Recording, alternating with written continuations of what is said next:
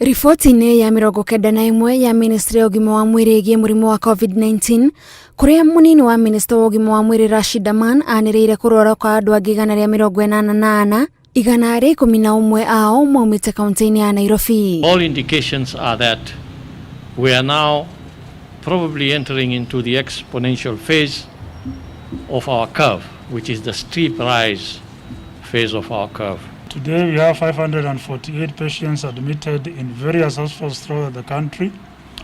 5 of them are in critical condition, 3 under ventilatory support and 2 are getting supplemental oxygen. Namba ici igithiaga na mbere na kuongerereka, guoya munene ni kuremererwo kwa rũhonge rwa ũgima wa mwĩrĩ kũngĩgakinyanĩria atĩ arwaru nĩ maingĩha gũkĩra ũhoti wa mathibitarĩ. Flattening the curve and pushing it to the right as far as possible allows us to be able to deal with those cases that come up that need clinical management, given our capacities of our health systems. There's still no cure for COVID, and therefore we need to continue with the containment measures that were put in place, including the infection prevention control measures of hand washing, respiratory hygiene, use of hand sanitizers. No ũrĩa matukũ marathiĩ no gũthuthuria mwerũ ũratabanio, na ica ikuhĩ rũhonge rwa ataaramu a ndawa makiuga kũrĩ na ndawa ĩngĩteithĩrĩria arĩa marĩ hatĩka-inĩ,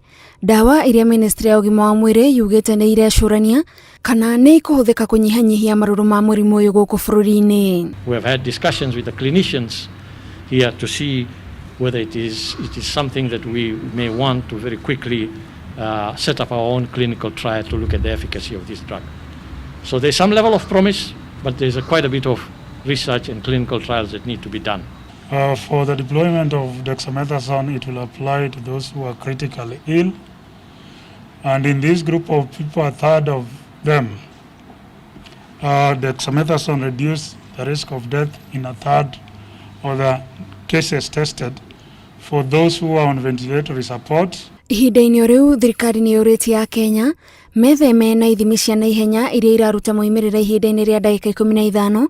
CAS Rashid Aman akiuga moimĩrĩra ma ithimi ici matingĩhokwo igana kwa igana, na ministry ĩno ĩgũthiĩ na mbere na kũrũmĩrĩra ithimi iria ciĩtĩkĩrĩtio nĩ rũhonge rwa ũgima wa mwĩrĩ thĩ yothe WHO. For Kenyans, please do not take those results as of an RDT test for now, giving you the comfort that either you are negative of COVID-19, or in some cases giving you the anguish of telling you that you are COVID positive. Madagĩtarĩ magĩthiaga na mbere na kwĩrutanĩria kũhĩtana na mũrimũ ũyũ. Andũ angĩ 27 nĩ marekereirio kũinũka, ona gũtuĩka namba ya arĩa makuĩte rĩu ĩkinyĩte 107 thutha wa ngĩerĩ gũkua. Ngĩribotera Inooro TV, njĩtagwo Gathoni Wanjihia.